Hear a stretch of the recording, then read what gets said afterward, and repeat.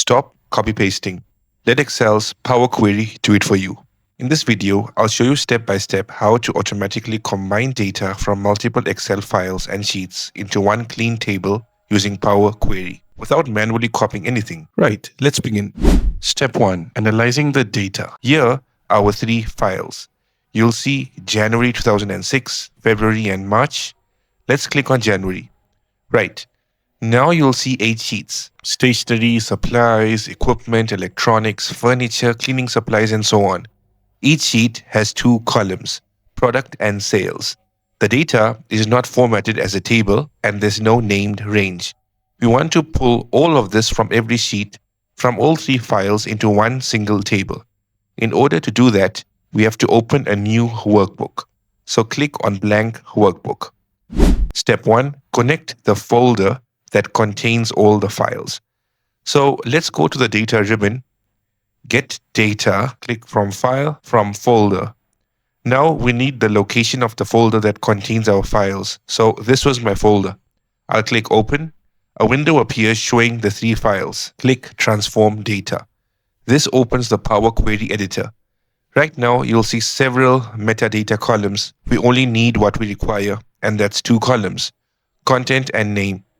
So hold down Shift, click content, click name, right click, then remove other columns. Step 2. Extract the data from every sheet inside every file. So we'll go to add column, custom column. Now in the formula box, we'll type a formula which will help Excel extract information from all our sheets and all 3 files. So equals excel.workbook, open parentheses, content, close parentheses, and hit OK. Now you can see we've got a new column. Let's click the double arrow and hit OK. You'll now see a list of all sheets inside each file. Now, why do I say each file? Because see, this is January, February, March, stationery, office supplies, etc. You can even click the white space next to the table to preview the information in more detail. Now, there are many columns. We only need 3 columns: custom data, custom name, which contains the sheet names and the file name. So right click on these 3 columns, remove other columns. Now click the double arrow on custom data and untick use original column name as prefix, then hit OK. You'll now see all rows from all sheets and all 3 files combined. Step 3. Clean and organize the final data. We now need to promote the first row as headers. To do that, we click on this box by column 1 and click use first row as headers. Now we've got columns like product and the sales transactions. We could change the names as well, like we could change stationery to category, and this could become our file name because this is the name of our files. Right now, you'll see we have a lot of extra rows like this null and many more that we don't require. So we need to filter them out.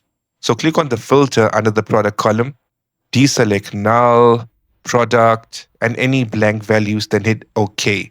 Now it looks much cleaner. We need to extract and build the date.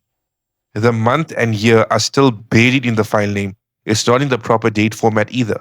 So click on file name, then go to the transform tab and click on extract first characters, and here we'll type 7.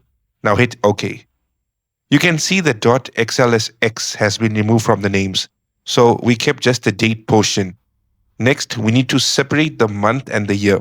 So you'll click on split column by delimiter. Now we want underscore as the delimiter, then hit OK. Now we have a separate month and date column. Next, we'll create a proper date column.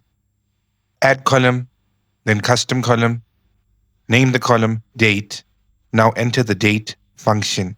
This will create a date for the first day of each month. Now hit OK. Now we got our date column. We no longer require the helper column, so hold down Shift, select file name 1 and file name 2 and click delete. Finally, we need to fix the data type. So right click the date column and click on change type and make it date. The sales column, right click and make it decimal. Now let's move the columns into a better order: category, product, sales, and date. Now the final thing is to rename the table because this would become the name of the table. So let's just write sales data. Right, now go to the Home tab, click on close and load, and close and load too. Now you'll have to choose where to load the data, choose existing worksheet, then hit OK. And boom, you can see all the data from all our sheets have been combined into a single table. And you could change the formatting as per your preferences. That's totally your choice. If you've liked the video and found it helpful, subscribe to the channel for more tutorials.